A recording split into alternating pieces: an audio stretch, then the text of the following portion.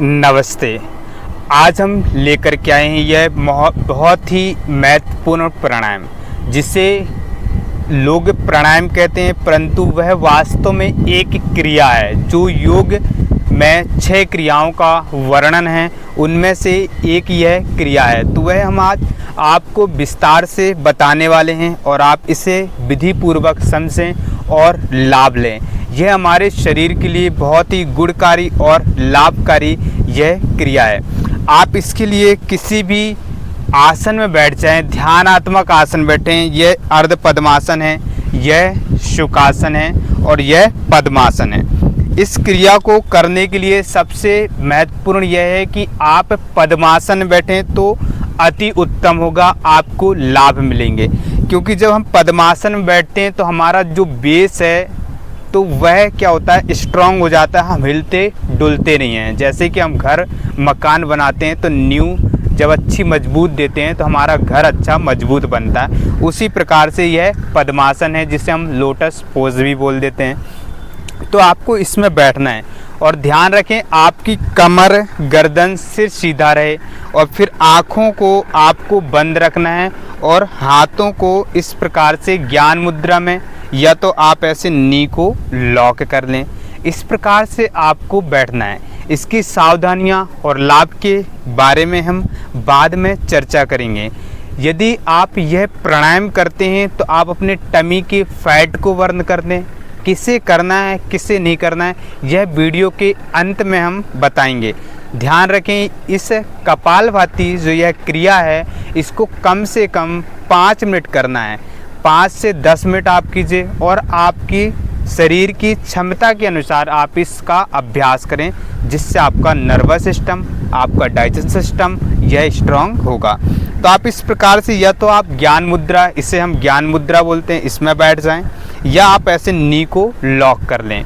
ध्यान रखें कि आप इस क्रिया को करते समय आपकी बॉडी हिलनी नहीं चाहिए अधिक, कि आप शोल्डर अप एंड डाउन कर रहे हैं, वह नहीं होना चाहिए। इस प्रकार से आप आँखों को कोमलता से बंद रखें, अपनी कमर गर्दन और सिर सीधा रखें, आँखों को कोमलता से बंद रखें। यह कपालभाति एक क्रिया है। मीन्स कपाल मीन्स मस्तिष्क, भाति मीन्स चमक। जो यह क्रिया करने से हमारे चेहरे की चमक बढ़ती है, हमारे चेहरे पर ग्लो भी आता है और हमारा डाइजेस्ट सिस्टम तो स्ट्रांग होता ही। करना क्या है, आप ऐसे घुटनों को ऐसे लॉक कर लें या आप ऐसे ज्ञान मुद्रा में बैठ जाएं। जो भी आपको जैसी स्थिति लगे ऐसे आप अभ्यास करें। ऐसे आँखों को बंद रखते हुए आप स्ट्रोक लगाइए। इसमें ध्यान रखें, इस क्रिया में आपको सिर्फ सांसें छोड़नी है, लेना नहीं है। ऑटोमेटिक आपकी सांसें अंदर जाएंगी, आप सिर्फ छोड़ने पर ध्यान दीजिए, लेने पर कतई ध्यान ना दीजिए। ठीक है, ऐसे इस प्रकार से बड़ी सहजता से आप बैठ जाएं। आँखों को कोमलता से बंद रखें, एक बार गहरी सांस लें और छोड़ दें।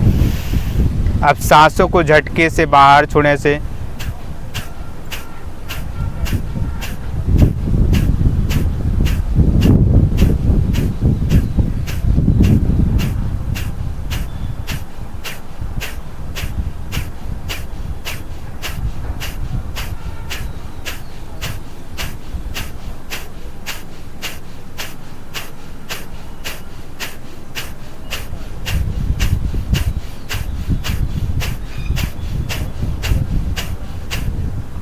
इस प्रकार से आपको झटके से सांसों को बाहर छोड़ना है। यह है कपालभाति क्रिया। तो झटके से सांसें आपको उतनी ही छोड़ना है जितनी आपकी बॉडी की कैपेसिटी हो। आप स्टार्टिंग में इसे 1 से 2 मिनट अभ्यास कीजिए, धीरे धीरे आपका समय बढ़ता चले जाएगा। आप 5 मिनट कीजिए, मतलब आप 2 से 300 स्ट्रोक आप डेली लगाइए, जिससे आपका डाइजेशन सिस्टम अच्छा होगा, आपका पाचन तंत्र मजबूत बना रहेगा। चलिए अब हम समझते हैं इसकी हानियाँ, कि यह जो क्रिया है किसे नहीं करना है। जिनको अल्सर की प्रॉब्लम्स है, जिन्हें स्लिप डिस्क हुआ है या सेक्रम या कॉक्सिक्स प्रॉब्लम्स है, और जिन्हें घुटनों की परेशानी है, और जिनका ब्लड प्रेशर हाई है, अनिद्रा की प्रॉब्लम्स है, तो उन्हें यह प्राणायाम नहीं करना है। किसी भी प्रकार की बैक में इंजरी हो गई है, तब उस स्थिति में आप इस कपालभाति क्रिया का या कहें तो प्राणायाम का अभ्यास नहीं करना है।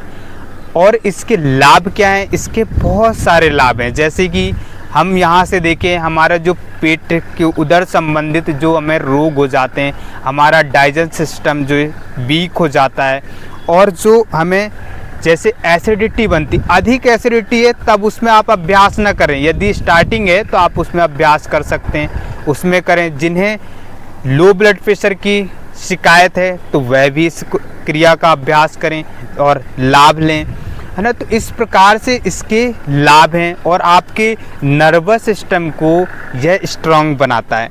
जब आप ये कपालभाति क्रिया का अभ्यास करते हैं तो आपके शरीर पर ऑक्सीजन लेवल बढ़ जाता है, जिससे ऑक्सीजन लेवल बढ़ने से आपकी जो बॉडी है और जो बॉडी पर स्थित जो हमारे डिजेनरेट सेल होते हैं तो वह पुनः रीजनरेट हो जाते हैं और हम अपने आप को एनर्जेटिक फील करते हैं, एनर्जेटिक हो जाते हैं, जिससे हमें ऊर्जा बनी रहती है। तो यह जो क्रिया है बहुत ही गुणकारी और लाभकारी क्रिया है। बस विधि का सही ध्यान रखें। आप इस आसन में, पद्मासन में हो सके तो बैठ करके आप अभ्यास करें और कमर, गर्दन, आँखों को बंद रखते हुए अभ्यास करना है। इस प्रकार से अभ्यास करने से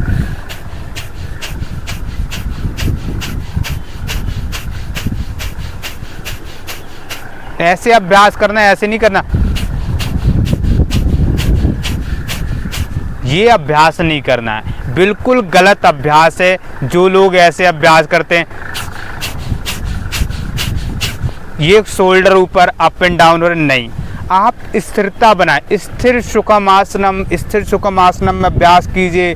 तस्मिन् सति श्वास प्रश्वासा योग रति विच्छेदा प्राणायामा, मीन्स आप अपने श्वास प्रश्वास पर विच्छेद उत्पन्न कीजिए, स्थिरता बनाइए, तब अभ्यास होता है। कहते हैं तत्र स्थो यत्नो अभ्यासा, हमें अपने अभ्यास में कभी उकताना नहीं चाहिए, तब जा कर के हम क्या होते हैं? निरोग। अभ्यास वैराग्यम तन्निरोधा, या तो हम अभ्यास से निरोध होते हैं, शरीर की बीमारियों को ठीक करते हैं, या तो आप वैराग्य मीन्स उस चीज़ को त्याग दें, उसके विषय में चर्चा ही ना करें, तो आप उससे मुक्ति पा सकते हैं। यह दो चीज़ें सतत हमारे जीवन में चलती रहती हैं।